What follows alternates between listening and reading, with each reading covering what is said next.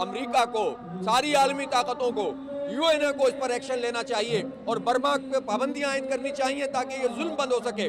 और अगर वो बाज नहीं आते हैं तो उनके खिलाफ फौजी कार्रवाई होनी चाहिए। नूर हुसैन अराकान आपसे मुखातिब थे।